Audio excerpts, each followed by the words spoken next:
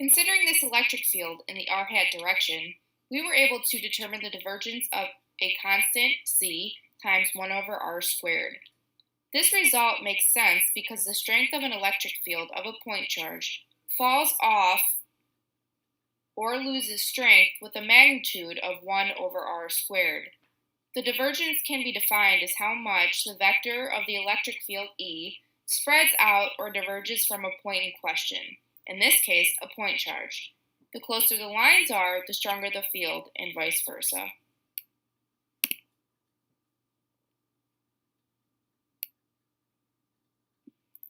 Figure 1 is an example of a positive divergence.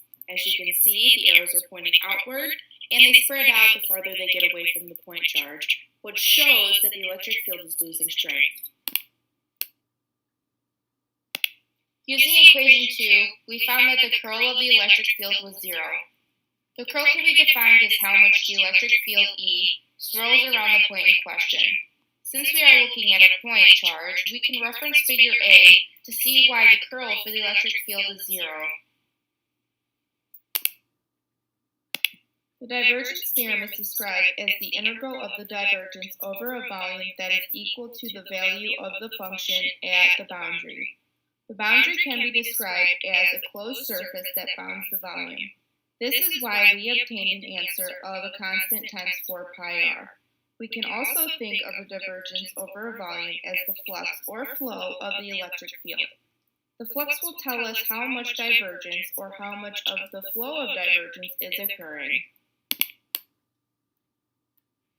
Knowing that we can think of the divergence over a volume as the flux of the electric field, we can determine the units of C using equation 3. Equation 3 represents the flux of the electric field, which is also equal to the value of the function at the boundary. We found the value of the function at the boundary to be C times 4 pi r. This has units of meters. To obtain the units of Q over epsilon naught, which is Newton meters squared divided by coulombs, we must set C equal to Newton meters divided by coulombs.